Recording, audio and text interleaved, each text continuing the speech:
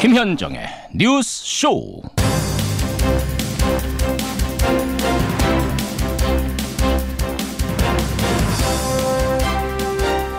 우리는 무역에서 돈을 잃고 군사에서도 돈을 잃는다.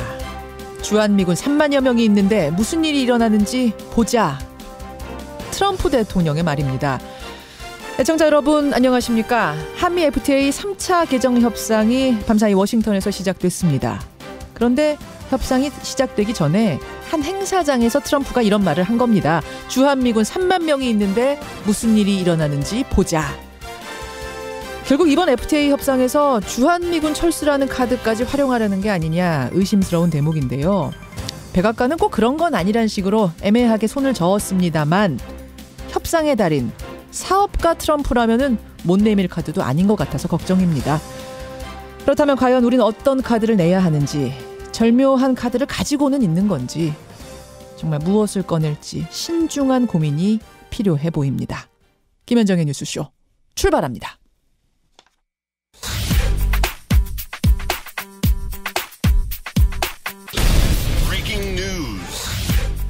김현정의 뉴스쇼가 주목한 오늘의 포인트, 오늘은 민경남 프로듀서 나와 있습니다. 어서 오세요, 민 PD. 안녕하세요. 예, 오늘 첫 포인트 뭐부터 볼까요? 주한미군 놓고 무역 적자입니다. 그러니까 제가 조금 전에 언급한 트럼프의 주한미군 철수 카드 그 얘기예요. 그렇습니다. 미국 공화당 선거 모금 행사에 참석했던 트럼프 대통령의 말을 워싱턴 포스트가 보도해서 논란이 됐는데요. 예. 미국이 한국에 군인을 3만 2천 명이나 보내주고도 무역 적자가 나고 있다는 이야기였는데 백악관은 공식 입장이 아니라고 밝히기는 했습니다.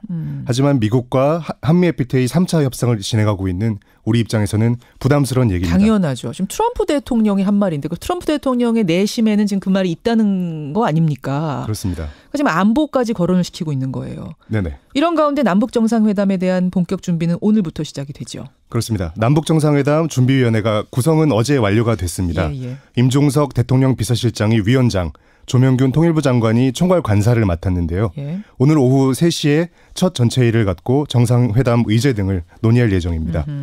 본격적인 궤도에 오르게 되는 거죠.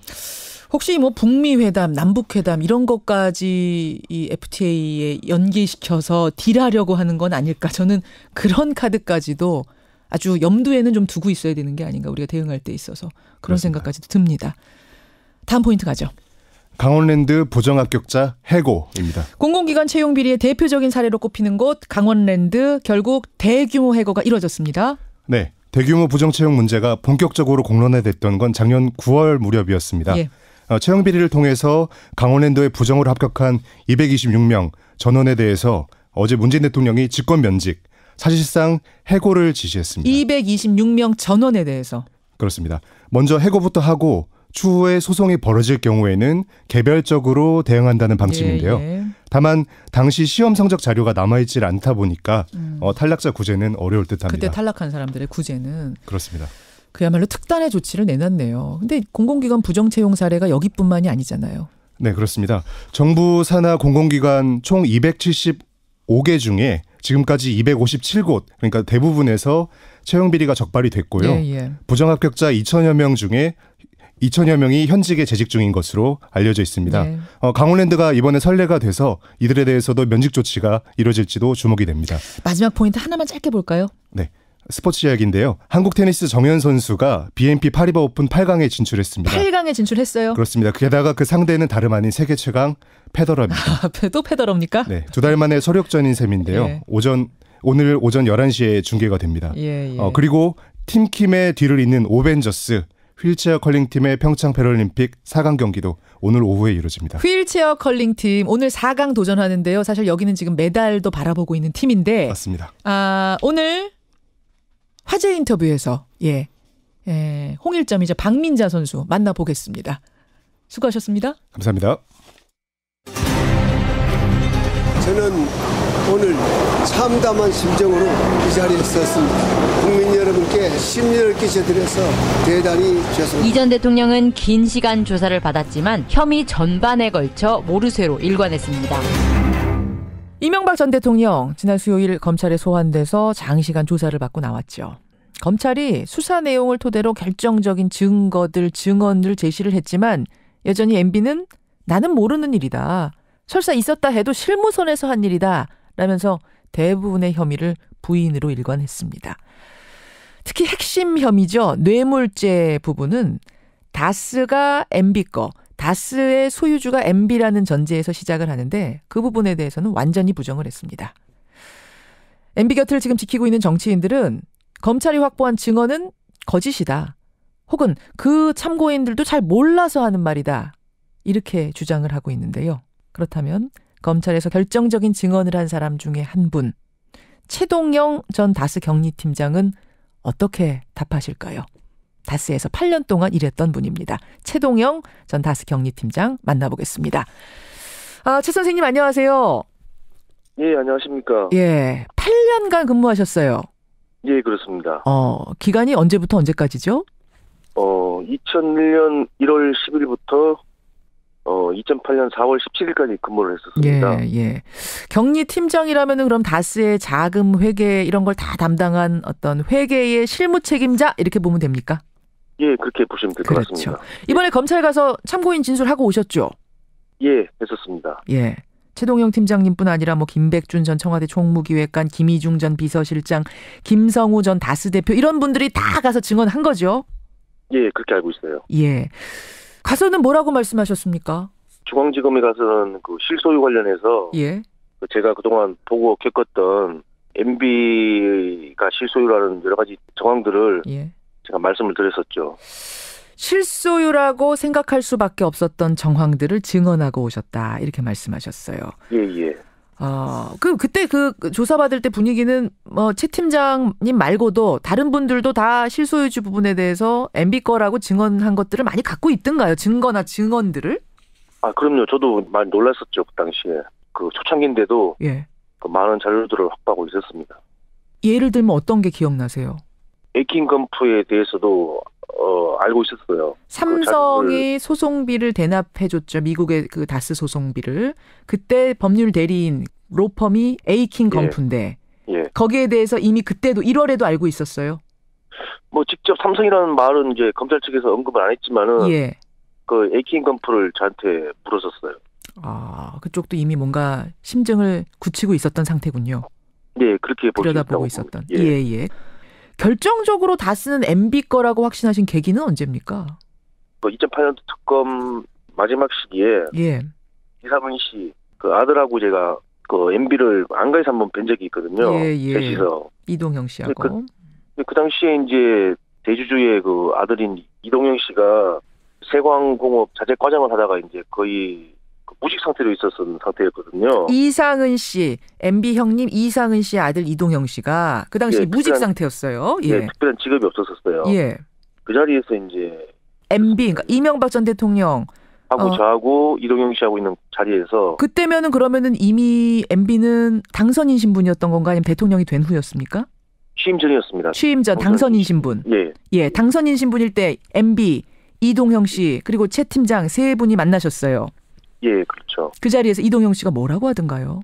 자기가 다스를 입사를 좀 해가지고 해보겠다 이런 취지로 이제 당선인께 이제 말씀을 드리는 자리였고 그 얘기를 듣고 이제 네가 가서 이제 좀 해봐라, 잘해봐라 이렇게 이제 말씀을 하신 그때가 이제 심증적으로 MB 회사가 맞구나 딱 느꼈었죠. 네가 가서 그럼 잘 다스를 해봐라. 예. 그러니까 작은 아버지한테 제가 지금 무직이었는데 다스라는 회사 아버지 회사 맡아서 잘 해볼게요. 이렇게 얘기하는 그냥 전하는 자리 정도의 느낌은 아니고요. 전할 수는 있는 거잖아요. 작은 아버지니까 상관이 없더라도 회사와 상관없더라도. 제가 옆에서 보니까 입사를 할 테니까 허락을 좀 해주십사 하는 그런 자리가 됐고요. 일종의 면접 자리, 주인한테 허락받는 자리. 예. MB하고 이제 이동영 씨하고 그렇게 사이가 안 좋았었어요. 안 좋은 상태였는데. 예. 그런 상태에서 MB를 찾아가서 제가 해보겠습니다 라고 이야기하는 건 주인한테 허락을 받으러 가는 길이지. 그냥 사이도 안 좋은 작은아버지를 굳이 찾아가서 제가 잘 할 수 있을까요? 격려 좀 해주세요. 이런 차원의 자리가 아니었단 얘기군요. 예, 그렇죠. 지금도 보면은 그 이동영 씨가 검찰에서 그 아버지 지분은 아버지 것이 아니고 이제 MB 거라고 이제 진술한 걸로 알고 있거든요. 맞습니다. 그리고 녹취록도 보면은 대부분 그런 취지에서 이제 얘기 나오는 것 같고. 예. 그 아버지인 이상은 씨가 그 회사 주인이라고 이제 말씀을 하셨는데 MB가. 예. 제가 옆에서 이제 본 바로는 그 이상은 그 회장도 그 당시에 제가 6, 7년씩 그 다스 본사에 근무하면서 예. 따로 그 격리 팀장으로서 회장님께 뭐 재무나 격리 쪽이나 이쪽으로 해서 보고 드린 적이 거의 없어요. 6, 7년 동안 거의 없다고요? 예. 그럼 누구한테 보고하셨어요? 주로 저는 이제 김성호 사장이나 고승호 전무 쪽이거든요. 그럼 그분들이 갔다가 또 회장님한테 이렇게 결제한 건 아닐까요? 아니요. 다스는 이제 공동대표이사 체제라 가지고 예. 그 은행권이나 효력 있는 그 서류를 제출하려면은 도장을 두 분 걸 다 찍어야 됐었어요. 법인 인감이 2개였거든요. 공동대표이사라서. 예. 근데 그 도장도 김성호 사장이 2개 다 갖고 다녔었어요. 아예 이상은 회장 도장까지 가지고 그냥 찍고 다녔어요. 그러니까 이상은 회장은 출근 안 했단 소리네요. 업무에 손 안 댔단 소리네요. 안 나오실 때도 많고요. 경영에는 거의 신경 안 쓰셨어요. 알겠습니다. 제가 이제 옆에서 보더라도 좀 회장님 직함에 맞지 않는 그런 쪽이었었던 것 같아요. 그렇군요. 예. 근데 이명박 전 대통령은 이번 검찰 조사에서 이 다스 관련된 거는 완전히 부정했답니다. 설립 과정에 도움을 줬을 뿐이지 형님 거다, 이상은 씨 거다 이렇게 말을 했다는데요. 저는 그렇게 보진 않고요. 그 당시에 또 이제 그 이상은 회장이 직접 얘기한 게 있는데 저한테 뭡니까? 당시에 그 현대건설에서 그 이력서를 이렇게 촘촘히 이제 꼼꼼히 이제 보시고 난 다음에 MB가 그 김성호 사장을 그 데려와서 만든 게 그 다스라고 이렇게 직접 말씀을 하셨거든요, 저한테. MB가 김성호 사장을 현대건설 사람 중에 괜찮은 사람 뽑아가지고 데려와 만든 게 다스다. 예, 그렇게 말씀하셨어요, 저한테. 아니, 뽑는 데만 도움 줬다 이런 의미가 아니었어요? 아니죠. MB가 직접 뽑아서 데려와서 이제 자기가 만들었다. 예. 방점을 이제 뒤에 찍는 거예요. MB가 만들었다. 예. 그런 거. 그 이상훈 회장이 저한테 이제 그 얘기를 한 서너 번 하신 것 같아요. 회사 다니면서도. 서너 번 들으셨어요. 다스는 MB가 만든 거야. 김성호 사장도 직접 뽑아가지고 앉힌 사람이야. 이렇게. 예, 그렇게 말씀을 서너 번 하셨어요. 아니 그런데 왜 지금 그러면 MB는 그거 내 거 아니다. 이렇게 완전히 허위를 부인하고 있을까요? 그래서 제가 생각하기에는 이제 다스가 이제 MB 소유가 되면은 그 자회사였던 홍은프레닝, 은평 뉴타운 지정에서 이제 건설했던 그런 그 내부 정보를 이용해서 그 수익을 얻었던 그것도 문제가 좀 될 것 같고요. 이제 서울시장 때였으니까. 는 이제 모든 게 시작점은 다스로부터 시작되는 거잖아요. 그렇죠. 지금 핵심 죄인 뇌물죄, 뇌물 혐의는 다스가 MB 거다라는 거에 기초해서 나온 혐의들이거든요. 문제가 되니까 다스는 이제 본인 게 아니다 하고 이제 부인하시는 것 같아요. 조금 전에 말씀하신 그 홍은프레닝은 여러분 혹시 헷갈리시는 분들이 계실까 봐 제가 설명을 해드리자면 홍은프레닝이라는 곳이 뉴타운 그 건설 계획 나오고 나가지고 그야말로 대박 맞은 회사 아닙니까? 거기에 투자해가지고. 그렇죠. 예. 다스가 이제 그 직접 투자를 못하니까 서울에 있는 그 부동산 개발회사 그렇죠. 그 5천만 원에 인수해가지고 시작된 거죠. 그렇죠. 그게 이제 홍은프레닝이 결국은 다스랑 연관된 회사인데 홍은프레닝이 어떻게 뉴타운 그 정보를 미리 알아가지고 그렇게 대박을 냈겠느냐? 결국은 이명박 전 대통령을 통해서 정보가 미리 새나간 거 아니냐? 이 얘기까지 확산될 거란 얘기군요. 그렇죠. 예. 알겠습니다. 이런저런 것이 다 걸리다 보니까 결국 MB는 지금 뻔한 거짓말을 하고 있는 게 아니냐 이 말씀이세요. 예, 그렇습니다. 그런데 현재 MB 곁을 지키고 있는 측근들 사이에선 어떤 말이 나오냐면 어제 이재호 전 의원이 저희 뉴스쇼 출연해서 그러셨습니다만 검찰이 표적 수사하는 거다. 왜냐? 증거가 없지 않느냐. 다스에서 일했던 직원들, 뭐 청와대 참모들 다 증언하고 있지만 그분들은 잘 몰라서 그렇게 얘기하는 거다. 그거 어떻게 믿느냐. 이러시더라고요. 예. 다시 되묻고 싶어요. 이거 이재호 의원한테요. 뭐라고요? 도대체 당신은 그러면 다스에 대해서 뭘 알고 있느냐. 뭘 알고 있는데 다른 여러 사람들이 증언이나 하고 있는 거에 대해서 아니라고 얘기를 하는 건지. 그리고 저 개인적으로는 그 MB가 그 측근한테도 아니라고 그 거짓말을 할 것 같아요. 측근들한테도? 예, 그럴 것 같아요. 지금 들리는 얘기로는 이명박 전 대통령, 그러니까 MB 측 변호사들한테도 정확한 것들을 얘기해 주지 않아서 지금 변호사들이 좀 당황하고 있다. 뭐 이런 이야기들이 들리긴 합니다. 아마 그러실 것 같아요. 제 생각에도. 알겠습니다. 그럼 여전히 다스는 MB 겁니까? 확실한 거죠. 100% 확실합니까? 개인적으로 볼 땐? 예. 알겠습니다. 아니 그 측근들은 이런 얘기도 해요. 그분들이 혹은 또 이명박 대통령도 그런 얘기합니다. 나한테 떠넘기는 건 자신들의 죄를 경감받기 위해서 검찰에서 그렇게 진술한 거 아니겠느냐. 이렇게 이명박 대통령이 말했답니다. 검찰에다가.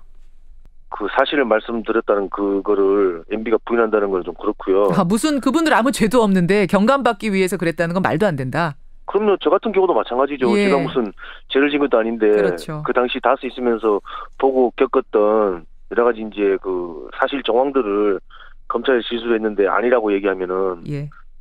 뭐 일단 부인을 할 수 있겠죠. 검찰 측에다가. 예.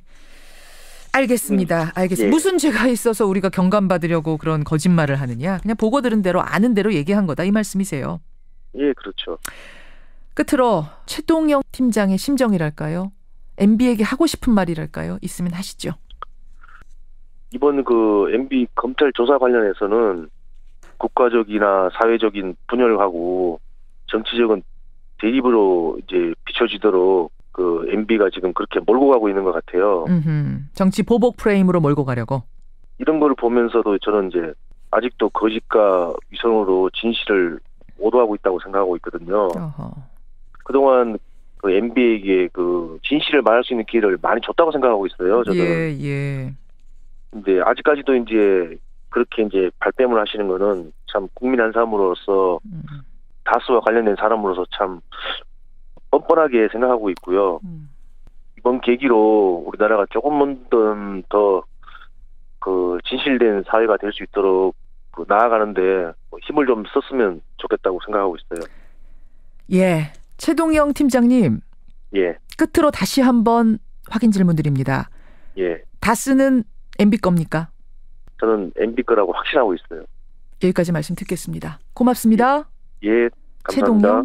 최동영 전 다스 경리팀장이었습니다.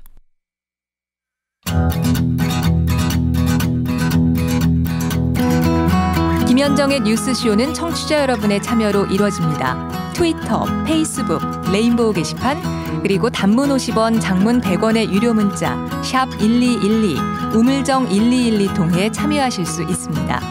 김현정의 뉴스쇼, 여러분과 함께 만듭니다.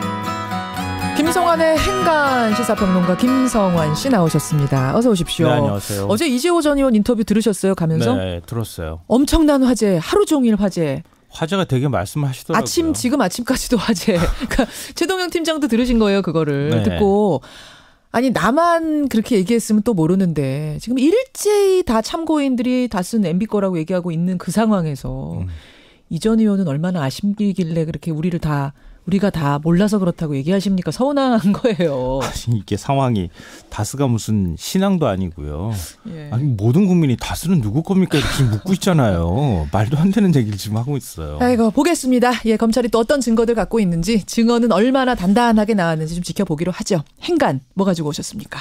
남재준, 이병기, 이병호, 이 박근혜 정부 시절 국정원장 3명이 어제 나란히 법정에 섰습니다. 어제요? 이 재직 시절 국정원 특수활동비를 박근혜 대통령에게 상납한 혐의로 재판을 받기 위해서인데요. 예. 그런데 정직 국정원장 입에서 배신감이란 의외의 단어가 튀어나왔습니다. 배신감. 네, 박근혜 대통령에게 배신감 토로한 전직 국정원장. 이 뉴스의 행간을 좀 살펴볼까 합니다.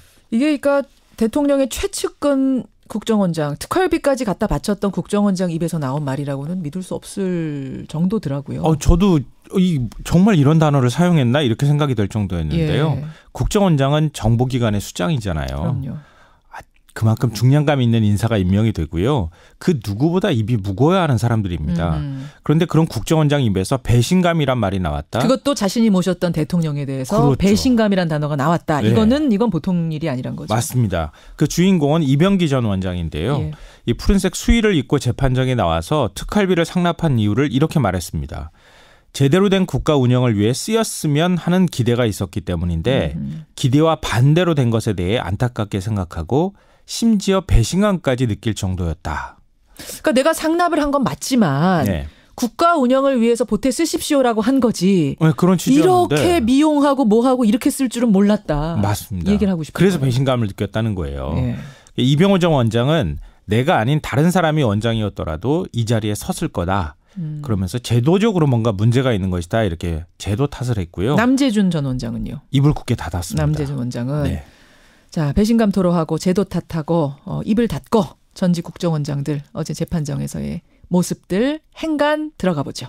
첫 번째 행간은 언뜻 그럴듯해 보이지만 말이 안 되는 말이다입니다. 말이 안 되는 말이요? 네. 이병기 전 원장 말 뭐 언뜻 들으면 그럴 수 있겠다 싶습니다. 예. 박근혜 전 대통령이 특활비 좀 가져오라고 했더니 예. 국가 운영을 위해서 쓰겠거니 믿었다는 거 아니에요? 그렇죠. 알고 봤더니 미용시술에 썼더라. 진짜 배신감 느꼈다. 정말 이 말이 맞을까요? 이 말을 이병기 원장이 했다는 점에서 저는 말이 안 된다고 생각합니다. 왜 그렇습니까? 왜냐하면요. 2014년 7월 국정원장에 발탁이 됐어요. 예. 원래 외교관 출신이잖아요. 맞습니다. 이때부터 특활비를 자기 스스로가 상납을 했습니다. 그런데 이듬해 3월 대통령 비서실장 자리까지 올랐어요. 예. 한마디로 돈을 상납하던 자리에서 돈을 상납받는 자리까지 올라갔다는 얘기입니다. 그러네요. 그러니까 이전 원장이 비서실장 시절에 박근혜 대통령이 이병호 원장한테 돈을 받았거든요. 예. 그렇다면 최소한 대통령한테 상납된 돈이 국정원이 상납한다는 사실도 알고 있었을 거고 어디에 쓰였는지 최소한 눈치는 채고 있었을 거라는 얘기입니다. 그러니까 뒤늦게 배신감 얘기를 한 것은 나는 사실은 몰랐습니다. 사법 처리 받지 않기 위한 전략이라고 봐야 된다는 자기 거죠. 보호책 아니냐. 네, 맞습니다. 전략적으로 나온 단어 아니냐라는 생각이 드셨다는 네. 말씀. 그래요. 두 번째 행간은요? 두 번째 행간은 그럴듯한 모범 답안이 나왔다입니다. 모범 답안이 나왔다? 사실 이 특활비 문제는 지금 이명박 대통령도 걸린 문제잖아요. 네, 그렇죠. 거기에 답안이 나왔다고 생각하세요? 맞습니다. 박근혜 전 대통령 뇌물 재판은 지금 보이콧하고 있으면서 특활비 재판에는 또 응하고 있잖아요. 예. 이른바 호위무사로 불리는 유영하 변호사를 선임해서 재판에 대비하고 있습니다. 맞습니다. 그럼 박 전 대통령은 재판에서 뭐라고 주장할까요? 저는 이명박 전 대통령이 아주 그럴듯한 모범 답안을 내놨다고 생각합니다. MB가 모범 답안을 내놨다고요? 네. 어떤 거요? 검찰 조사에서 17억 5천만 원 특활비 받았다는 거 혐의 추궁받지 않았습니까? 예. 나는 모릅니다. 측근들이 받아서 난 잘 모릅니다. 이렇게 얘기하다가 딱 1억 원 받았다고 인정했습니다. 김희중 전 부속실장, 가장 가까운 비서실장 출신 아닙니까? 김희중 실장이 김윤옥 여사한테 전달했다고 증언한 10만 달러, 1억 원. 딱 그것만 인정했다 그러죠. 나라를 위해서 썼다 이렇게 얘기했는데요. 나라를 위해서 썼고 김윤옥 여사한테 준 게 아니라 내가 받았다 또 이렇게 얘기했어요. 네. 어디에 썼는지는 함구했습니다.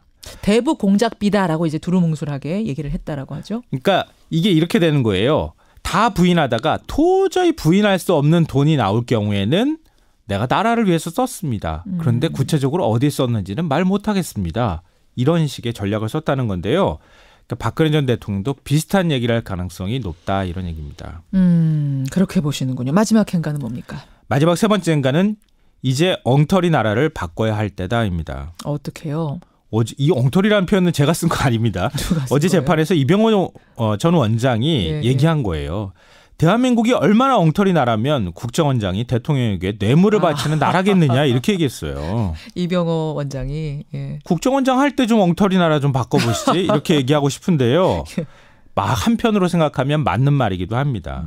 이명박 박근혜 정부 시절 국정원장 5명이 지금 줄줄이 재판을 받아야 되는 상황이거든요. 그렇죠. 아니 세계 어느 나라 국정원장이 한 명도 안 하고 5명씩이나 공작한 것도 아니고 대통령한테 뇌물 바쳐서 구속이 됩니까? 이건 정말 창피한 일이거든요.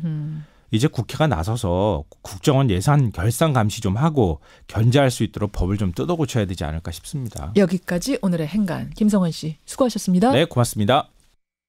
트럼프가 미군 철수 카드를 만지작거리면서 한미 FTA 재협상에 임하려고 하는 게 아니냐라는 이 관측에 대해서 우리 청취자들의 의견이 분분하게 들어옵니다. 성재곤, 이승엽, 최철구님 외에 많은 분들은 아마 철수를 하라고 우리가 부탁을 해도 미군은 그렇게 못할 거다. 지정학적으로 워낙 중요한 위치이기 때문에 따라서 우리도 큰 소리 치면서 협상에 임하자. 이런 문자 주셨는데요. 어떻게 생각하십니까? 2부로 갑니다.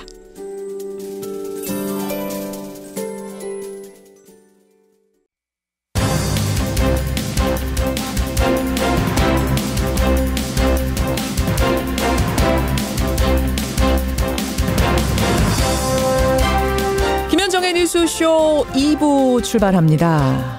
청취자 김주한님 외에 많은 분들이 역사는 정직한 것인데 MB 저렇게 끝까지 부인하다니 어리석어 보입니다. 9282님은 코미디하고 있군요. 이런 문자들을 지금 보내주고 계시는데요. 그렇죠. 많은 국민들은 왜 MB가 저렇게까지 모든 혐의를 부인할까 궁금해합니다. 그리고 왜 여전히 정치보복이라고만 주장하고 있을까 궁금합니다. 그런데 이유가 있다는군요. 오늘 권영철의 Y뉴스에서 왜 MB는 설득도 되지 않는 정치보복이란 주장을 계속하는 걸까? 그 이유를 파헤쳐 보겠습니다.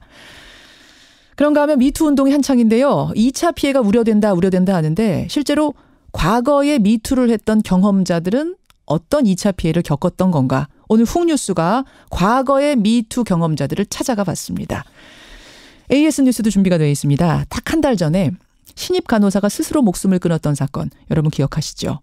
간호사들 조직 내에 그 집단 괴롭힘, 태움 문화 때문이라고 알려졌었는데 한 달이 지난 지금 현장에는 어떤 변화가 있을까요? 들여다보겠습니다. 그리고 오늘 화제 인터뷰가 저는 제일 기대됩니다. 오늘요. 패럴림픽 휠체어 컬링팀 4강 진출했어요. 지금 메달을 눈앞에 두고 있는데 유일한 홍일점 박민자 선수랑 연결을 하려고 합니다. 예, 만나보시죠. 50원의 단문 100원의 장문 유료 문자 샵 1212 카톡 레인보우까지 열어놓고 출발합니다.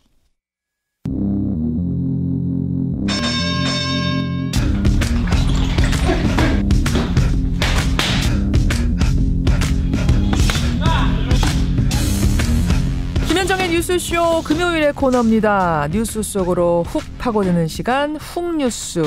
오늘도 김정훈 기자 나와 있습니다. 어서 오세요, 김 기자. 네. 오늘 훅뉴스 무슨 얘기를 좀 해볼까요? 이번 훅뉴스 역시 우리 사회를 발칵 뒤집어놓은 사태에 관한 이야기인데요. 어떤 사태? 네. 어제 있었던 기자회견의 한 대목부터 듣고 시작을 할까요? 그러죠. 미투 운동에 대한 반격이 또한 심각합니다. 피해자의 성격이나 행동을 문제 삼거나 외모에 대한 조롱이나 비난 등 심각한 2차 피해도 발생하고 있습니다. 혹은 누군가의 기획이다라고 표현하는 등 성폭력, 성차별 근절이라고 하는 취지에서 접근하지 않고 이걸 왜곡하고 이용하려고 하고 있습니다. 2차 피해가 발생하고 있다. 심각하게. 혹은 누군가의 기획이다 이렇게 표현하면서 왜곡시키려는 이런 사람들이 있다. 이런 얘기예요? 네. 누가 한 얘기입니까? 어제 미투 운동과 함께하는 범시민연대가 프레스센터에서 출범 기자회견을 가졌는데요. 예. 미투 운동을 지지하면서 피해자들에 대한 2차 가해를 멈추라고 촉구를 했습니다. 그러니까 미투를 선언한 사람들에 대한 피해자들에 대해서 악의적인 소문을 퍼뜨리거나 역고소를 하는 그런 사례들에 대해서 멈추라. 네, 그러니까 현재 일반적으로 얘기되는 2차 피해가 그 정도거든요. 그 정도 수준에 머물고 있거든요. 그런데 저희가 수년 전에 이미 성폭력 피해 사실을 드러낸 이들, 예. 그들의 이후를 취재해 보니까 그 상처가 거기에 그치지 않더라고요. 아, 그러니까 이미 수년 전에 외로이 미투를 했던 사람들. 네, 한 발 앞서서. 그들은 그 미투 선언 후에 어떻게 됐는가를 보면 우리에게도 어떤 대안 같은 게 떠오르겠군요. 맞습니다. 오늘 훅뉴스 그겁니까? 네, 맞습니다. 미투를 한 발 앞서서 선언했던 그분들의 이후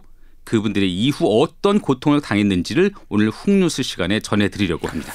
사례들을 많이 취재를 하셨다고 제가 들었는데 어떤 분의 얘기부터 좀 들어볼까요? 남정숙 전 성균관대 교수가 계시거든요. 그분의 사례부터 보실까요? 계약직 신분이던 지난 2015년 전임 교수로부터 성추행을 당했다고 폭로를 했는데 이후 더 이상 계약이 연장되지 않더라는 겁니다. 이분 저희랑 인터뷰했어요. 맞습니다. 그 당시 벌어진 상황에 대해서는 잘 설명을 해줬는데 그 후가 어떤지는 잘 몰랐거든요. 들어보시죠. 그러죠. 패턴이 똑같아요. 첫 번째는 이제 가해자가 피해자한테 폭력을 행사한다잖아요. 그러면 이제 두 번째는 그 사람이 권력자잖아요. 그러니까 권력자 주변에 기회주의적이고 권력지향적인 사람들이 붙어서 카르텔을 형성을 해요. 그러면 세 번째는 권력자하고 카르텔이 그 피해자를 개인화 시켜가지고 조직에서 내쫓아요. 100%예요, 2차 가해가. 다 쫓겨났어요. 지금 안 쫓겨난 사람 하나도 없어요. 100%다? 네. 그러니까 미투를 하면 일단 직장 내에서 미투하면 다 쫓겨난다? 그런 말씀을 하시더라고요. 그러니까 직장 또는 업계에서 쫓겨나서 그렇게 되니까 당연히 경제적 어려움까지 겪게 된다는 것이죠. 업계에서도. 예를 들어서 뭐 연극계에서 미투를 하면 그 계에서는 더 이상 일할 수 없다든지. 뭐 학계에서도 마찬가지겠죠. 학계에서도 그렇고. 그러니까 그런 가운데서 피해자들은 대개 또 소송에 휘말리게 되거든요. 근데 지인 사이의 성폭력 피해를 법원에서 인정받기는 너무 힘들죠. 그래요. 또 이긴다고 하더라도 그간의 고통이 이만저만이 아니라는데 3년 전에요. 성폭력 피해 사실을 드러내고 최근 법원에서 어렵사리 최종 승소 판결을 받아낸 분이 계시거든요. 그 피해자의 말을 한번 들어보시죠. 그러죠. 변호사님이 뭐라고 얘기를 하셨냐면 처음에 딱 선생님이 지실 거라고 얘기를 딱 하면서 아직까지 우리나라 법원은 굉장히 보수적이고 대부분 남자분들이 판사님들이 많고 내가 그 피해를 당했는데 내가 판사님 앞에서 내가 이 피해를 당했습니다라고 또다시 말을 또 해야 되고 그렇게 어쨌든 정신적으로 아프다 보니까 힘들다 보니까 육체적으로도 너무 힘들어가지고 이유 없이 복통을 앓다가 뭐 일주일 끝내는 병원에 입원하고.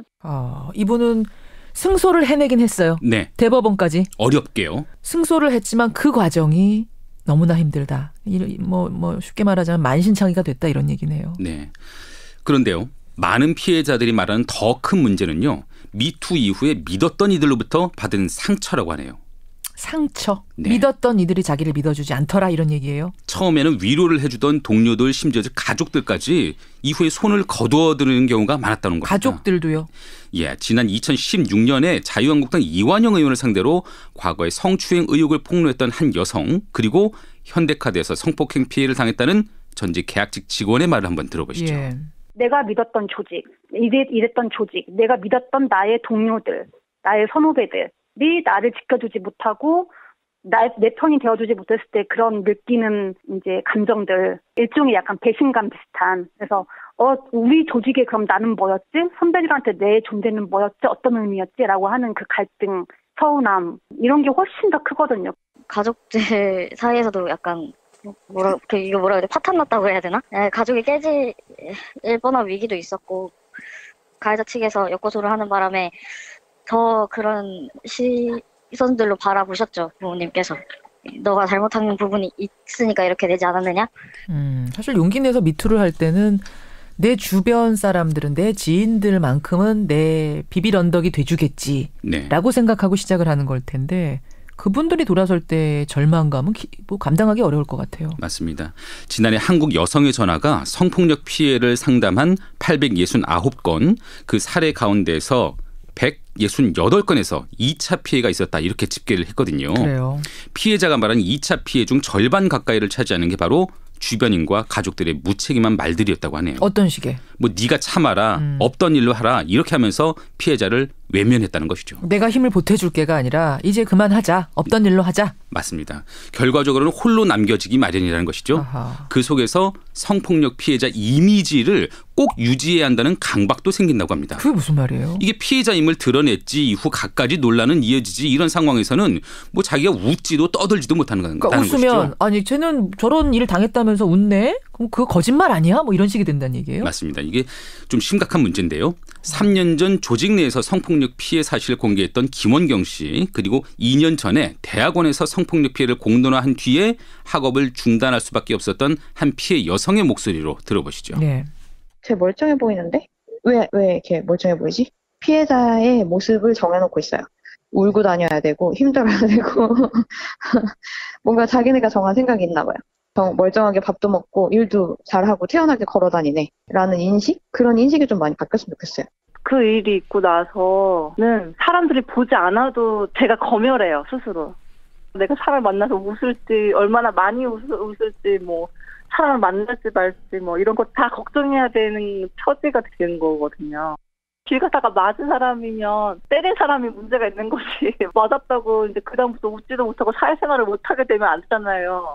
그러니까 이게 소송을 가게 되면 뭐 2년, 3년씩 걸리는데 네. 그럼 웃지도 못하고 뭐 재미있는 일도 하지 못하고 그냥 꼭 참고 살아야 된다. 고개 숙이고 있어야 된다. 이렇게 되는 거예요. 그 이후에도 그렇다고 하네요. 그런 피해가 있다고 하네요. 네. 아니 가해자가 고개를 숙여야지 피해자가 왜 웃지를 못합니까? 네.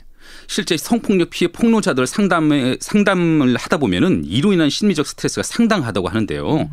그저 이게 감정 표현을 숨겨야 하는 어려움이 아니라 표현하는 방법 자체를 잊어버리기도 하고요. 예. 이게 대인 기피증이 생기기도 해서 일부는 정신과 치료를 받고 있다고 하거든요. 본인이 성폭력 피해를 겪은 뒤에 현재는 피해자 상담 또 지원에 나선 한 활동가의 말을 들어보실까요? 예. 피해자가 일상을 영위를 하거나 아니면 감정 표현을 다채롭게 하는 것에 대해서도 주변에서 많은 어떤 그 문제 제기를 하죠. 진짜 피해자라면 저럴 수 없어. 평생 고통에 사로잡혀야 될 것 같고 어떻게 일상생활을 할 수 있지? 직장에 어떻게 나가? 뭐 이런 어떤 외부의 통념 때문에 피해자들 스스로가 감정 표현이라든가 일상생활의 영위를 잘 안 하려고 해요. 일상생활을 하기 어려운 지경이다. 어렵죠. 일상생활을 하기가. 그렇겠네요. 네. 지난해에요. 앞서 성폭력 피해 사실을 드러냈던 성공회대 학생이 하나 있었는데 스스로 목숨을 끊기도 했습니다. 예. 침묵을 강요당했다는 피해자는 유서에서 캠퍼스를 걸으면 목소리가 계속 울린다. 모두가 널 싫어한다는 이런 목소리가. 모두가 너를 싫어해야 하는 것 같은 눈빛으로 바라보면서 그런 뭐 환청이 들렸다. 네. 그렇게 유서에 남겼더라고요. 그러니까 사실 저는 이 부분 들으면서 미투를 하는 이유는 마음의 상처를 씻고 다시 정상적인 생활로 복귀하기 위해서 선언을 하는 건데 오히려 그걸 해서 마음의 병이 생긴다? 하기 전보다 오히려 마음의 병이 깊어진다? 이건 아닌 거잖아요.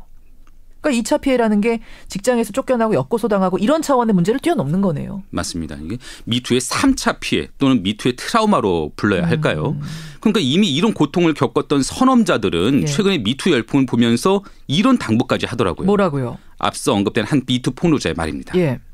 저도 지금 너무 힘들어서 이제 폭로를 하시려는 분들에게는 솔직한 마음으로는 좀 안 하셨으면 좋겠는 마음이 커요. 세상은 바뀌지 않는다는 걸 너무 뼈저리게 느끼고 있기 때문에 법적으로 처벌도 쉽지 않잖아요, 솔직히. 피해자가 피해 상황을 입증해야 되고 증거를 수집해야 되고 모든 걸 피해자가 피해를 보면서 헤쳐나가야 되는 상황이거든요. 안 하셨으면 좋겠어요, 저도. 안 하셨으면 좋겠다. 솔직히 내가 다시 그 상황이 되면 난 소송 안 할 거다. 그렇게 말씀을 하시네요. 얼마나 힘들었으면 그런 생각이 들까 싶네요. 이게 그러니까 뭔가 구조적인 도움이 필요하다라는 생각이 들어요. 네. 뒤늦게 정부 차원의 대책도 마련되고는 있습니다. 어떤 건가요? 지난 8일 여성가족부가 관련 범죄 공소시효 연장 또 익명 신고 시스템 운영 또 엮고서 이체 피해에 대한 지원 강화 그리고 피해자에 대한 상담 의료 지원 확대 등의 대책을 내놓기는 했거든요. 예, 미투 이후 트라우마의 심각성부터 깊이 좀 인식을 하고 있었으면 좋겠어요. 네, 맞습니다.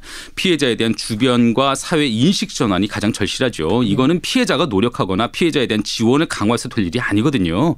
한국형사정책연구원 장대의 연구원의 말로 한번 들어보실까요? 예. 그리고 지금 되게 안타까운 건 옛날에는 자기를 등장시키지 않고 가해사실 고발했던 사람들이 모두 자기 얼굴을 드러내야 되는 그런 상황으로 들어간 게 아닌가라고 하는 좀 우려는 있어요. 피해자의 얼굴이 등장하지 않으면 이제 아무도 믿지 않는 어쨌든 사람들의 인식이 기본적으로 성폭력 피해자에 대한 어떤 굉장히 고정관념이 있잖아요. 그런 고정관념들이 실제로 판결에도 너무 많이 작동을 하고 그게 중요한 부분이네요. 그러니까 그 얼굴 드러내지 않은 미투는 이제 못 믿겠다 이렇게 되면서 피해자들이 다 실명과 얼굴을 공개해야 되는 상황까지 간 거예요. 네. 그러면서 고스란히 트라우마를 받아 안아야 되는 처지가 된 거죠. 그러네요. 전보다 더 심각하게. 네. 예. 어쨌든 그런 고정관념을 깰 필요가 있다는 지적이 있고요. 사건 자체를 관음증 같은 태도로 바라보는 일각의 시선, 이 시선도 깰 필요가 있다는 관음증. 말입니다. 우리의 관음증은 없는가? 우리도 돌아봐야 되는 겁니까? 맞습니다. 이 부분은요. 조재현 한국여성의전화국장의 지적으로 들어보실까요? 성폭력이라는 거를 이야기하면 그 여성의 어떤 성적인 배경이나 성 경험의 내용이나 이런 것들이 이제 같이 이렇게 엮여가지고 이게 폭력이네 아니네 따지고 드는. 그러니까 여러 제도가 마련이 되고 개선될 필요가 있죠. 그건 뭐 당연한 거고 그것보다 더 바탕이 돼야 되는 건 우리 사회 인식이 아닌가. 여기서부터 바뀌어야 되는 게 아닌가 싶어요. 전문가들 역시 그 점을 강조하는데요. 가해자 처벌을 강화하고 또 상시적인 모니터링을 철저히 하는 일 모두 중요하죠. 하지만 피해자에 대한 왜곡된 시선을 거두고 또 각 교육기관이나 사업장마다 성평등에 관한 교육을 꾸준히 해나가는 일 이것이 가장 중요하다. 이렇게 입을 모으고 있습니다. 예. 요새 뭐 미투 이후 위드유 당신과 함께하겠다 이런 운동도 번지던데 그 운동의 출발점은 이 지점이 돼야 되는 게 아닌가 싶습니다. 오늘 훅뉴스 미투 선험자들 말하자면 미투 선배들이 말하는 2차 피해는 무엇인지 그것에 대한 대안은 무엇인지 한번 생각해 봤습니다. 김정훈 기자 수고하셨습니다. 네.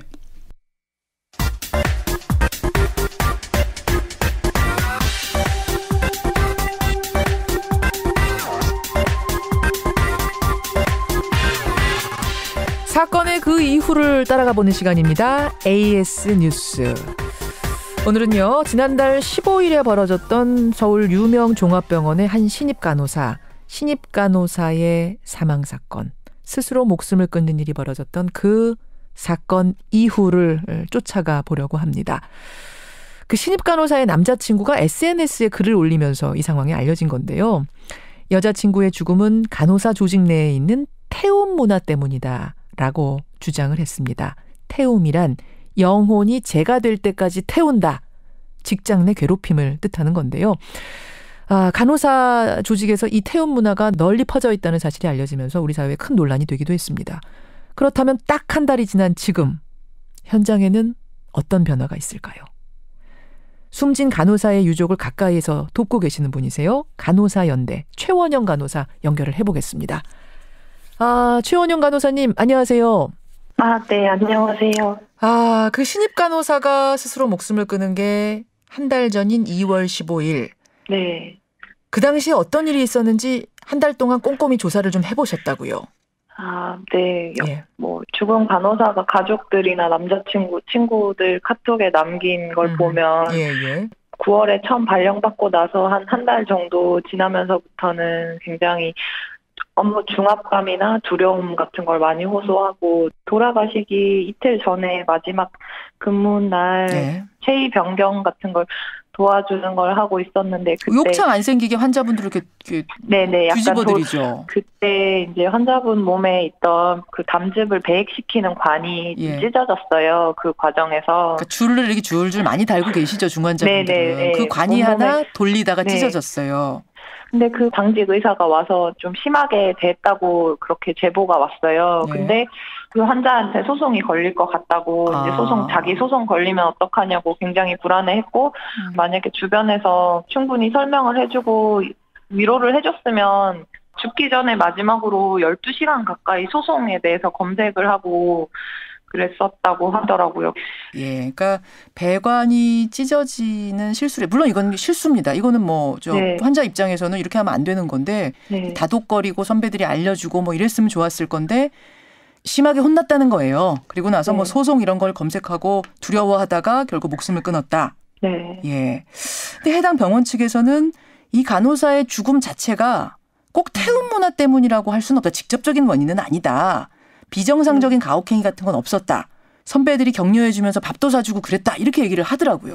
보통은 그런 실수를 한 간호사를 따뜻하게 감싸주고 많이 놀랐지 괜찮아 이런 분위기는 아니거든요. 솔직히. 그리고 그렇게 가혹하게 말을 하는 거에 대해서 누구나 다 약간 면죄부처럼 우린 환자를 위해서 이렇게 한 거야. 그렇게 얘기를 하는 거예요. 너 환자 죽이려고 작정했어 이렇게 막 소리를 지르고 막 엄청 심하게 말해도 별로 크게 죄책감을 느끼지 않아요. 왜냐하면 정당한 혼내는 거니까. 그 신입 간호사 지금 입사한 지 한 5개월밖에 안 된 신입 간호사잖아요. 이 신입 간호사의 남자친구 얘기에 따르면 또 유족들의 얘기에 따르면 평소에 이 태움 때문에 고통을 받아왔다 이런 거죠? 근데 그 태움이라는 게 좀 다른 괴롭힘이랑 다른 점이 환자의 생명을 매개로 하기 때문에 그렇게 심하게 말을 하지 않아도 그 상황 자체에 의해서 굉장히 압박감을 받거든요. 그러니까 구조적인 문제가 큰 게 교육기간이 2달이 절대적으로 부족해요. 사실 자기 실수로 환자가 죽거나 잘못될까 봐 그래서 내가 소송에 걸리거나 감옥에 갈까 봐 이런 극단적인 공포를 계속 느끼는데 그 상황에서 실수할 수밖에 없는 상황에 신규 간호사를 놔두고는 실수했을 때 너 때문에 환자 죽을 뻔했다. 너 때문에 너 지금 뭐 하는 거냐. 미쳤냐. 제정신이냐. 머리가 없냐. 넌 머리가 나쁘냐. 넌 그냥 저기 가서 서 있어. 아무것도 하지 마. 이런 얘기를 하거든요. 그러니까 이게 저 어디를 때리고 얼차례를 주고 이런 물리적인 게 아니라 인격적으로 힘들게 하는 거, 스트레스를 주는 거.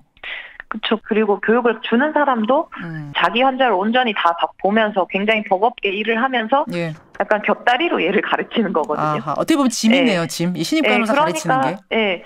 간호사들이 신입 간호사가 오면은 다들 우리 이번 달에 신규가 몇 명이 나와서 힘들어 죽겠다. 신규 환자가. 그 사람이 제대로 한 사람 몫을 할 수 있게 될 때까지 1년 혹은 2년이 걸리는 그 시간 동안 보릿고개처럼 그렇게 힘들게 넘기는데 그 괴로움을 병원장한테 따지기보다는 옆에 있는 당장 네가 한 명 몫을 못하니까 너 때문에 힘든 거라고. 저도 그런 얘기 되게 많이 들었는데 내가 너랑 비슷한 월급 받는 사실이 너 볼 때마다 짜증난다고. 월급 비슷하게 짜증난다. 그냥 상황 자체가 너무 힘들고 짜증나는 상황이니까 자기 환자도 버거운데 얘 뒤치다꺼리까지 해야 된다 이런 생각 때문에 그 간호사한테 짜증을 내고 그 간호사는 다 참을 수밖에 없어요. 왜냐하면 선배 간호사한테 찍혀서 내가 필요한 순간에 도움을 주지 않거나 내가 어떤 실수를 할 것 같은 상황에 미리 그걸 막아주지 않으면 나는 정말로 환자를 죽게 할 수도 있거든요. 최 간호사님이 신입 시절에 신규 간호사 시절에 겪은 태움은 어떤 거 기억나세요? 예를 들면은 인수인계를 받는 걸 제일 이제 공포스러워 하는데 그 뒤로 오는 간호사가 저를 이제 좀 찍어놓고 괴롭히는 선생님이 간혹 있어요. 정말 약간 재미로 괴롭히는 사람이 있어요. 일부러 얘 뒷턴으로 달라고 요구하거나. 낮에 근무하던 사람이 저녁한테 인수인계 해줘야죠. 그러면 인수인계를 받을 때 이제 태울 수 있는 거예요. 그냥 그 뭐 이거 확인했어, 이거 뭐 했어, 이건 왜 이렇게 했어, 이건 뭐 너 한자 제대로 안 보니, 뭐 이런 식으로 그 마스크를 확 잡아 벗기면서 지금 뭐 네가 자고 있는지 무슨 표정인지 어떻게 아냐면서 뭐 그런다던가. 그게 무슨 말이에요? 마스크 원래 써야 되는 거잖아요. 그래서 또 마스크를 벗겨놓고 또 마스크 안 쓰고 다니면 뭐 환자한테 이쁘게 보이려고 그러냐고 마스크 쓰라고 그러고 뭐 졸졸졸 따라다니면 좀 떨어지라고 왜 자꾸 따라다니냐고 그러고 또 약간 우물쭈물 서 있으면 거기 서서 뭐 하냐 그러고. 아이고 그냥 골탕 먹이는 게 목적인 거네. 이렇게도 문제라 저렇게도 문제라 그러고. 그리고 뭐 그냥 이렇게 때리는 경우도 있죠. 뭐 얘기하다가 이렇게 발로 확 앉아있던 의자를 확 차거나 아니면 뭐 차트 같은 걸로 머리를 찍거나 볼펜으로 찌르거나. 그러니까 뭐 어떤 말이나 그런 행동을 되게 좀 폭력적으로 할 때가 있어. 뭐 이렇게 비아냥거리듯이 말하거나 넌 머리가 없냐, 그냥 벽 보고 서 있어. 머리가 없냐. 그런 거나 뭐 너 내가 웃음니? 이러면서 내가 만만하니? 뭐 인사를 2번 했다는 이유로 뭐 그러니까 탈의실에서 마주칠 때 인사를 하고 또 한 번씩 한 바퀴 쭉 돌면서 인사를 할 때 그때 또 인사를 했다고 아까 봤는데 왜 또 인사하냐고. 인사 2번 한 것도 문제입니까? 인사 안 해서 문제가 아니라? 왜냐면 인사 아까 한 번 했는데 또 하는 건 자기가 뭐 기억 못할 거라고 생각하냐. 날 바보 취급하냐. 그게 사실 진짜 그런 게 아니라는 걸 알면서 그냥 괴롭히는 거죠. 그냥 얘가 안절부절하고 이런 걸 보면서.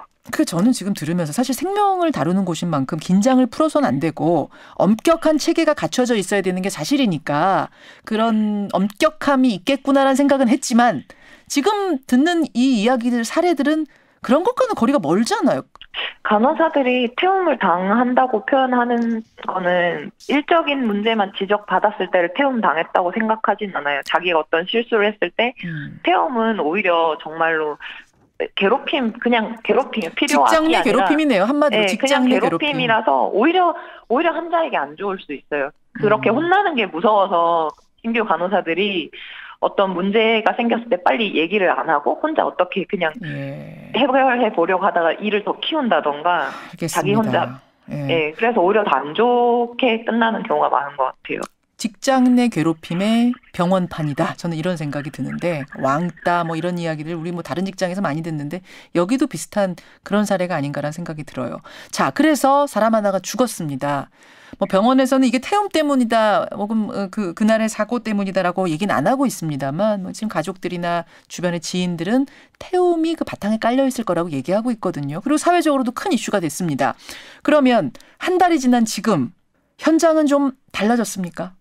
일단 현장에서는 오히려 그 간호사가 좀 이상한 사람이었다더라 이런 식의 소문이 계속 돌고 있고 병원 이상한 측에서도 사람이었다는 게 무슨 말이에요? 뭐 예민하고 뭔가 일을 진짜 못했다더라 좀 그런 식의 얘기가 돌고 있고 해당 병원 같은 경우는 제가 일하는 병원보다 담당 환자 수가 1.5배 정도 많더라고요. 같은 중환자실인데 그런 업무 부담 같은 게 해결되지 않으면 사실 이런 태움은 뭐 개인이 마음을 다스려서 혹은 뭐 진짜 성격을 개조해서 어떻게 해결될 수 있는 게 아니거든요. 지금도 그러면은 뭐 제가 듣기로는 저 태움 근절 배지도 달고 다니고 간호사들이 이런 운동들을 한다고 하던데 뭐 그것만으로는 개선이 안 될 거라고 보세요.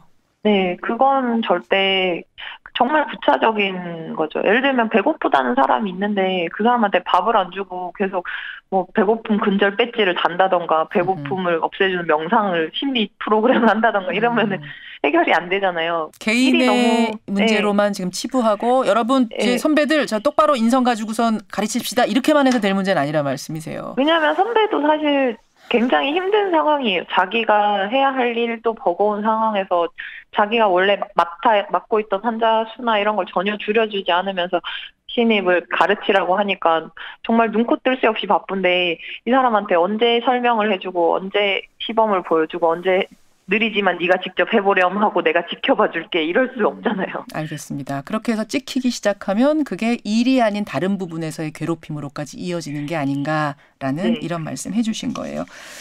저는 사실 한 달 전에 굉장히 큰 이슈가 됐기 때문에 뭐 현장이 많이 변했을 줄 알았는데 아직은 큰 변화가 느껴지지 않는 상황이라는 거 다시 한번 오늘 점검을 하면서 한 얼마쯤 후에 다시 얘기 나누면 될까요? 한 반년, 5달, 6달 후에 다시 한번 연결하도록 하죠. 네. 예, 오늘 고맙습니다. 네, 감사합니다. 예, 간호사연대 최원영 간호사였습니다.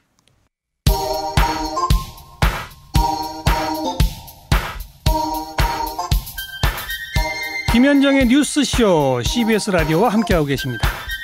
저는 퇴근길 시사자키 정관용입니다. 미소미님, 저도 태움 때문에 간호사 일 그만뒀습니다. 선배 간호사가요, 마우스 잡고 클릭하는 제 손을 볼펜으로 찌르더라. 와, 정말요? 볼펜으로 찌르더라고요. 퇴근할 때마다 강으로 뛰어내리고 싶은 마음이었습니다. 신입 간호사들 힘냈으면 좋겠습니다. 예, 아이고, 미소미님. 아마 실명은 아니실 거예요. 제가 말씀드렸는데 힘내십시오. 훅뉴스 들으시고는 8195님. 원로배우 이순재 씨도 그러셨죠. 피해당한 연극 배우들 연극계 떠나지 말고 다시 나와서 역량을 발휘해야 한다고. 2차 피해 당하는 분들 다시 세상 밖으로 당당하게 나올 수 있도록 우리가 도와줘야겠습니다. 격려하는 문자들 많이 보내주고 계시고요. 주한미군 철수 관련해서는 김정식님. 철수 못할 겁니다. 미국이 이렇게 좋은 위치에 기지를 어디서 얻습니까? 이런 문자가 정말 많이 지금 들어오고 있습니다.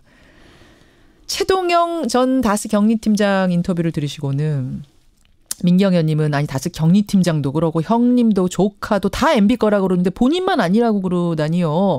그 집안 가훈이 정직 아닙니까? 가훈을 되새기라. 이런 교훈을 주셨어요. 반면에 김대규님, 박국종님은 근데 최동영 팀장도 결국 정황만 있는 증언 아닙니까? 어제 이재호 의원도 그랬는데 증언은 증거가 아니다. 증거를 내놔라 그러지 않았습니까? 이렇게 되묻는 문자 주셨거든요. 권영철 선임 기자. 네, 안녕하십니까. 그러니까 지금 증언만 무성하지 증거가 있냐, 증거 있으면 내놔봐라. 지금 이게 이재호 전 의원과 그 측근들 얘기예요. 그건 이제 검찰 수사가 어디까지 가 있고 어떤 증거를 가지고 있는지는 다 아무도 모르지 않습니까? 이명박 그 측근들이 다 뭐 말만 있다고 얘기하지만 그럼 말에서 시작되는 것이 어디서 시작되겠습니까? 그리고요. 제가 어제 이제 끝나고 나서 법조인들하고 얘기를 좀 해보니까 그 얘기를 하더라고요. 증거라 함은 네.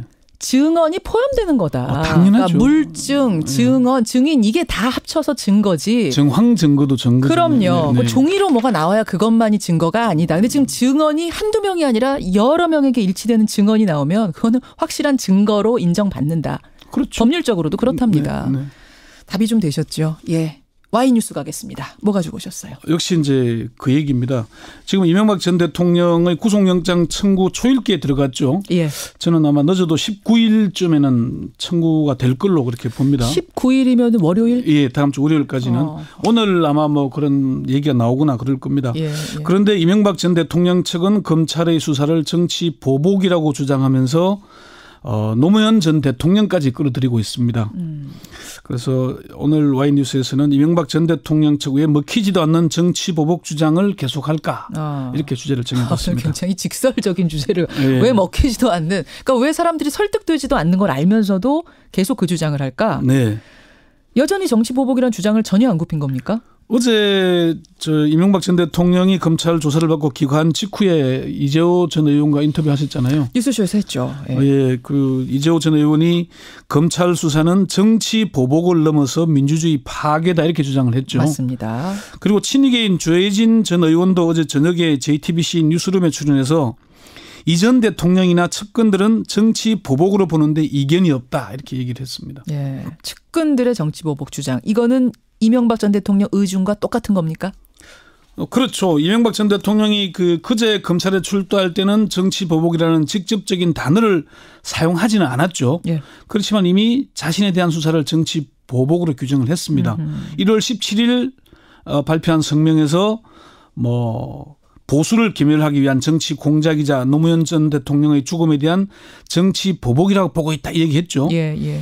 이 전 대통령 측 관계자들에게 들어보니까 노무현 죽음 정치 보복이라는 이런 핵심 단어들을 MB가 직접 명시했다고 합니다. 그래요. 이 전 대통령은 지난해 11월 12일 바레인 출국길에서도 이것이 과연 개혁이냐, 감정풀이냐, 정치 보복이냐 이런 의심이 들기 시작했다. 예. 그런 얘기해서 이미 정치 보복으로 규정을 해놓은 겁니다. 노무현 전 대통령의 죽음을 언급한 것도 비슷한 맥락. 그렇습니다. 지금 사실은 자유한국당이나 이명박 전 대통령 쪽에서는 가급적 노 전 대통령의 죽음을 언급하는 걸 꺼려왔죠. 예, 예. 그러다가 MB 소환을 계기로 노 전 대통령을 소환하기 시작한 겁니다. 그야말로 노 전 대통령이 강제 소환이 됐어요. 네, 그래요. 네. 홍준표 대표가 MB 소환일인 그제 페이스북에 이명박 전 대통령은 굳이 말하자면 노무현 전 대통령처럼 개인 비리 혐의로 포토라인에 선다 이런 얘기를 했죠.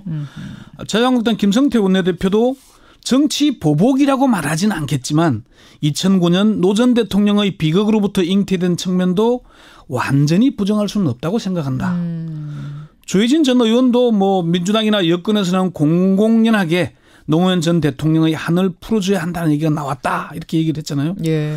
그러니까 MB의 혐의가 한 20가지가 넘는다 왔다 갔다 한다 그러잖아요. 예. 근데 이제 이런 각종 비리 의혹을 노무현 전 대통령과 대비시켜서 이명박 때 노무현의 구도를 짜려는 그런 프레임을 짜려는 의도가 아닌가 그렇게 풀이들을 하고 있습니다. 자, 그럼 오늘의 주제. 네. 왜 이렇게 정치보복이라고 끝까지 설득도 잘 안 되는 걸 알면서도 주장하는 걸까? 왜입니까? 첫 번째는 정치 보복 프레임 외에는 대응할 방법이 없기 때문입니다.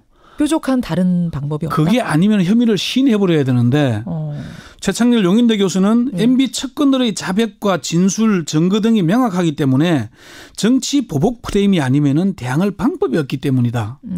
윤희용 오피니언 라이브 이론분석센터장도 MB의 혐의에 대한 사실 여부나 법리적인 문제로 다투기 어렵기 때문에 정치 보복 프레임을 사용하는 것으로 보인다. 법리적으로 다투기 어렵다는 걸 이미 판단을 했다? 예. 김원흠 한국정치아카데미 원장은 MB의 혐의를 무조건 시인하기는 어렵고 그렇다고 반박하기도 어려우니까 항변하는 방식이 정치 보복 주장 아니겠나 이렇게 얘기를 했습니다. 두 번째는 정치 보복을 해본 경험이 있기 때문이 아니겠냐는 분석입니다. 이게 정치 보복이라는 게 사실 정치 권력을 잡은 쪽이 상대 쪽을 찍어서 누르는 거죠. 큰 표적 수사를 통해서 정치 보복하는 거잖아요. 찍어서 터는 거죠. 그러니까 이명박 전 대통령 쪽에서는 사실 노무현 전 대통령을 중업으로 내본 과정, 표적 세무조사, 표적 수사 이건 이미 지금 이제 현재 검찰이 다시 수사에 들어가 있습니다. 표적 세무조사는 뒤에 설명을 하겠습니다만은 이런 문제. 세 번째는 편가르기와 지지층의 결집을 위해서라는 분석입니다. MB의 혐의를 인정하고 주저앉기에는 자유한국당이 다가오는 지방선거에서 너무 궁색하게 되겠죠. 자유한국당 홍준표 대표가 모든 것을 지방정부 장악을 위한 6.13 지방선거용으로 국정을 몰아가고 있는 문 정권을 보고 있노라면은 이 나라의 미래가 참으로 걱정된다고 밝힌 대목이 시사하는 바가 참 큰 겁니다. 김동영 한국사회이론연구소 기획실장은 노무현 전 대통령을 소환하는 건 지지층을 결집하려는 의도다. 역시 MB 수사가 노 전 대통령 죽음에 대한 안갚음이라는 인상을 주기 위한 것이다. 노무현 이름을 꺼내는 순간 이명박과 노무현 대비된다. 이건 이런 얘기죠. 검찰은 뭐라 그래요? 지금 이 정치보복이라는 MB 측 주장에 대해서 뭐라고 답합니까? 검찰에서는 전혀 의도한 게 아니라는 입장입니다. 사실 이 수사가 어떻게 시작이 됐냐면은 원세훈 전 국정원장의 댓글 공작에 대한 수사가 국정원 개혁 TF의 수사 의뢰로 시작이 됐잖아요. 그러니까 이게 지금 정치보복은 아까 그러셨잖아요. 아예 찍어서 자 이제 정권 바뀌었어요. 예전에 그랬죠.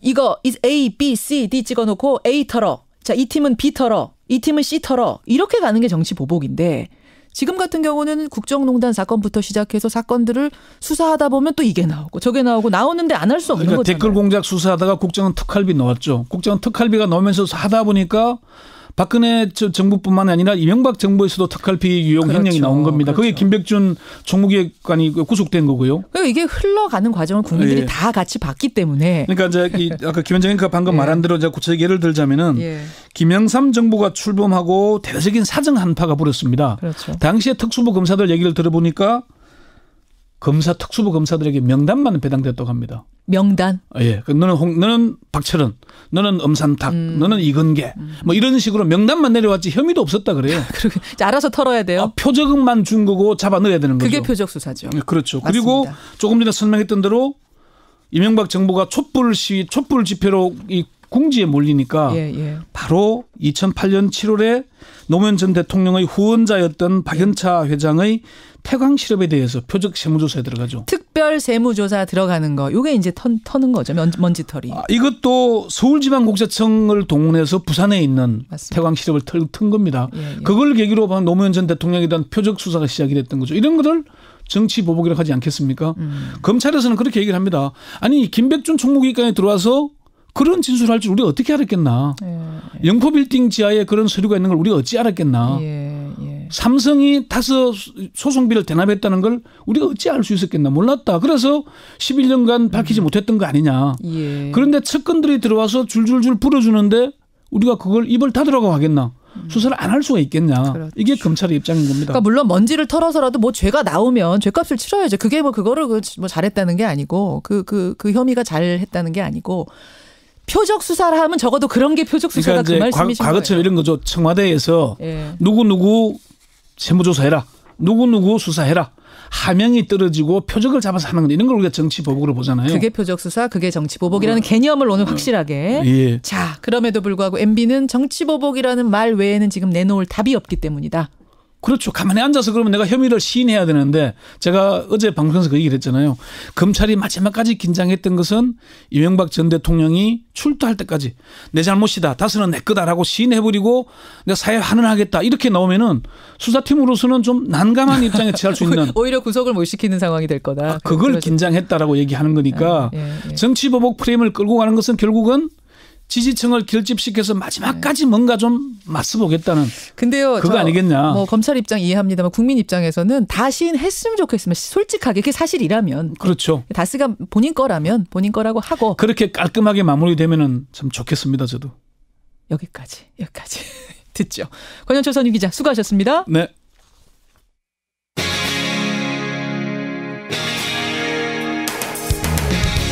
여러분께서는 지금 CBS 라디오 김현정의 뉴스쇼를 함께하고 계십니다.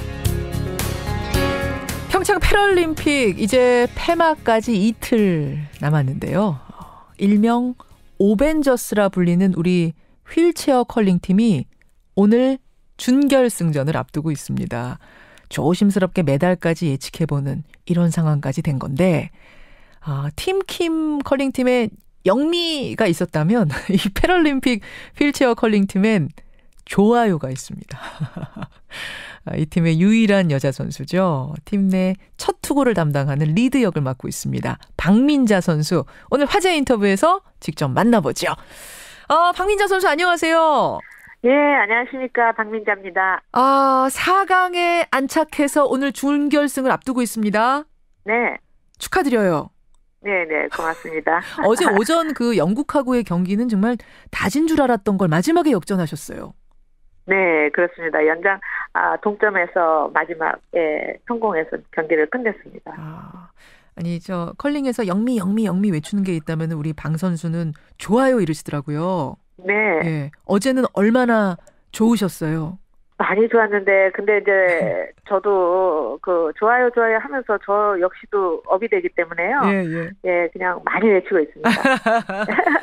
좋아요 그거 저 오리지널로 한번 들을 수 있습니까? 좋아요? 네, 좋아요. 잘 가고 있어요. 막 이렇게. 예, 그렇습니다. 좋아요. 듣기만 해도 기분 좋아지는. 저도 모르게 나오는 소리입니다. 그냥. 그런 거군요. 네. 우리 휠체어 컬링팀 5명입니다. 별명이 오벤져스. 네. 왜 오벤져스예요? 저희는 지금 각자 5명 선수가 각자 성을 가지고 있어서요.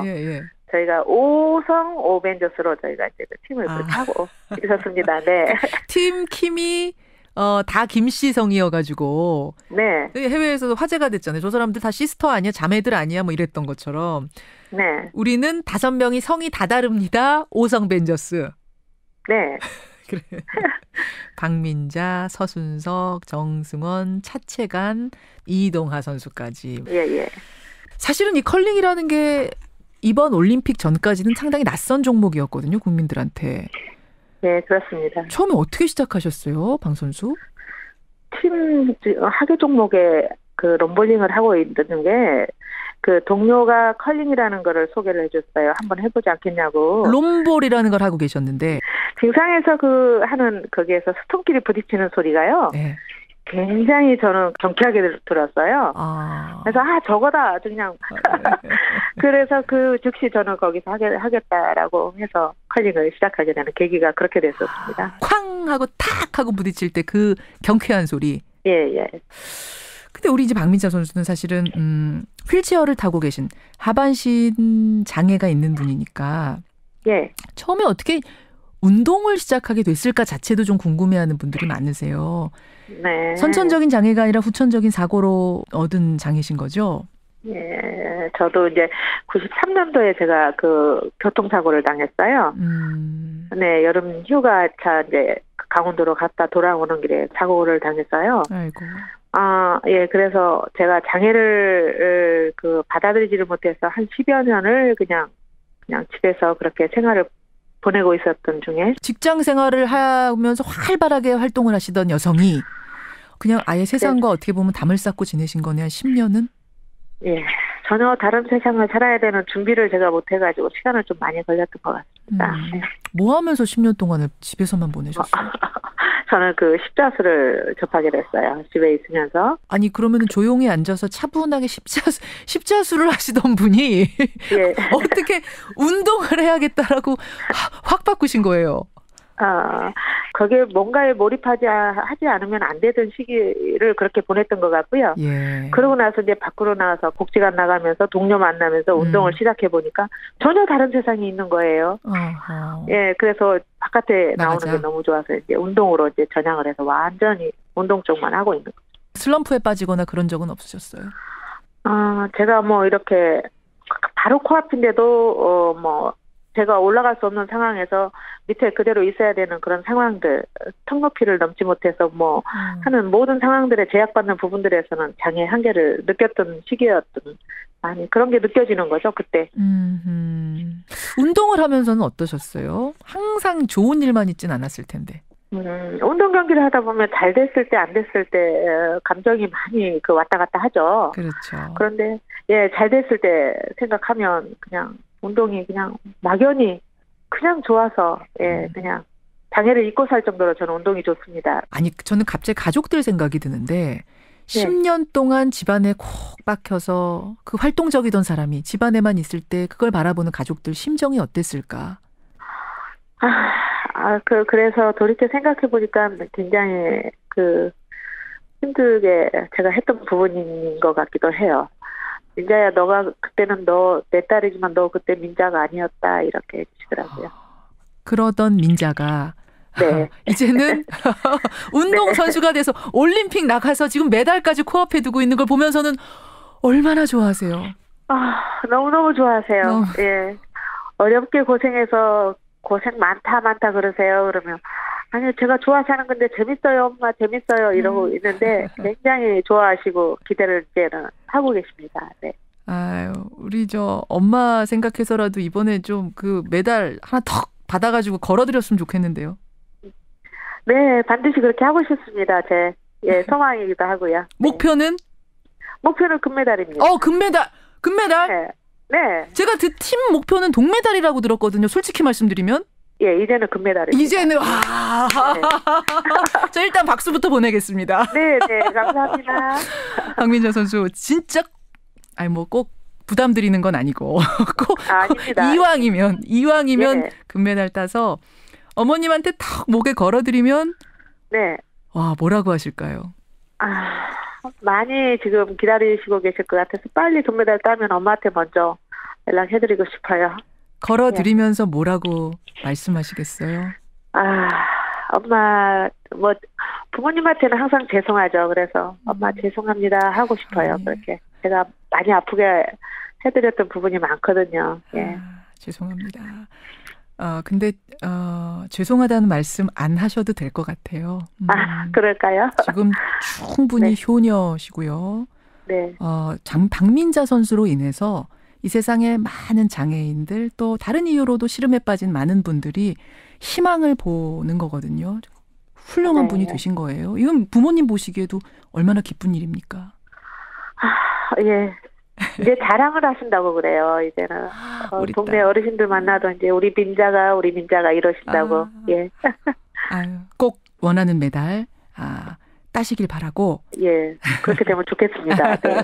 저 TV 보면서 열심히 예. 응원하겠습니다. 화이팅 하세요. 예, 고맙습니다. 고맙습니다. 우리 패럴림픽 휠체어 컬링팀의 유일한 여자 선수예요. 박민자 선수 만났습니다.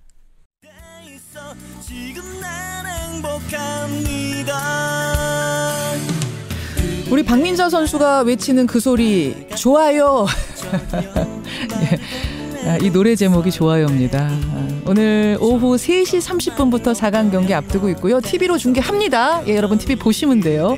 김현정의 뉴스쇼가 선정한 오늘의 노래 박민자 선수 화이팅! 불독 멘션 좋아요.